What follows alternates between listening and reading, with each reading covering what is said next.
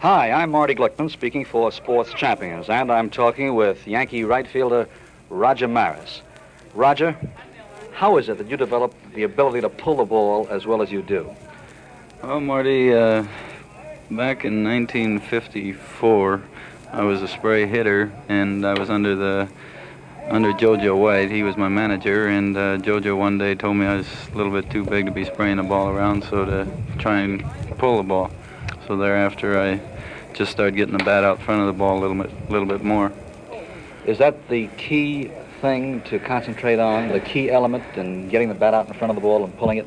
Well, if you want to pull the ball, it's easy for a spray hitter to go into pulling a ball, but it's pretty tough for a pull hitter to go into spraying the ball. And I've thought many times since that it'd be nice to be able to maintain a better average and hit the ball to the opposite field quite a little, but it's just a little more difficult for me to do now that I am a pull hitter. Roger, you've been asked time and again about that wonderful season you had in 1961 when you hit those 61 home runs. But now as you look back, is there any one home run, any single home run, or one day that stands out the most? Yes, Marty, I would say the one day we had a doubleheader with the Chicago White Sox, I'd hit 4 home runs that day, and of course, that's always a pretty good day when you get 4 of them in one day. How about number 61? Well, that was quite a thrill. I think the biggest thing on that 61st home run was the way the ball game ended 1-0.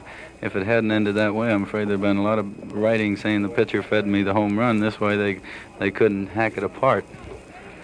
In September of 1961, when you were closing in on that record, did you ever go for a home run? Well, definitely. After I hit a certain point, I think I was going for it. I think it's like anything else. You get pretty close to some type of a record or one thing or another, you're going to definitely start shooting for it, and I think I was towards the end of the season, yes. Ordinarily, though, do you try to hit the ball where it's pitched? Well, no. Ordinarily, I just try and hit the ball as hard as I can. I try to get the good wood of the bat on the ball, and where it goes, I actually have nothing to say about it.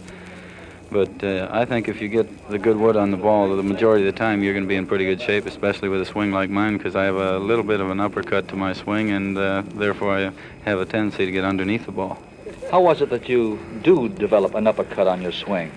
Well, that I really don't know. I mean, I think it's just something natural that you do. Some guys, they automatically swing down and chop down on the ball. Others swing perfectly level, and then you have a person that uppercuts. I uppercut. I don't uppercut too much. I think it's just enough that if I do get a hold of one, it can be a home run, whereas you find some guys that take a real big uppercut swing. As a young ball player, was there anything special that you did in order to develop your swing? No, Marty, I can't think of any one thing. I know I've been playing ball as far back as I can remember, and it was just a lot of hitting that I used to do. My dad used to pitch to my brother and I and let us hit balls quite frequently, and of course we were out on the field almost every day in the summer just playing ball. Many youngsters today have difficulty swinging a bat that might be just a little bit heavy for them. What advice do you suggest to them? Well, of course, there's all different sized bats, and I think definitely if you find a bat's too heavy for you, you should go down to a smaller bat. I find times right now when I usually use a 33-ounce bat, and once in a while I'll jump up to a 35-ounce bat. It just depends how I'm feeling and what time of the year it is, whereas I feel strong at that time or not. Where do you hold your hands on the bat?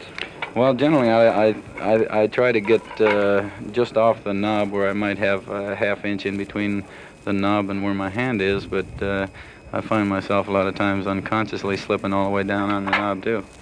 Most young baseball players want to hit that ball long and well.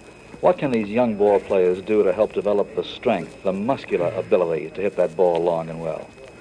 Well, I don't really think it takes too much strength to be able to hit one out of a ballpark. I think if you've got the coordination and timing there, you can hit it a long ways. I think, I know I've gotten up the plate many times where I've just taken a real easy swing and the ball goes, and I know I didn't swing hard at it, and the strength didn't have anything to do with it. It was just the timing of the ball, and of course, good wrist action will help too.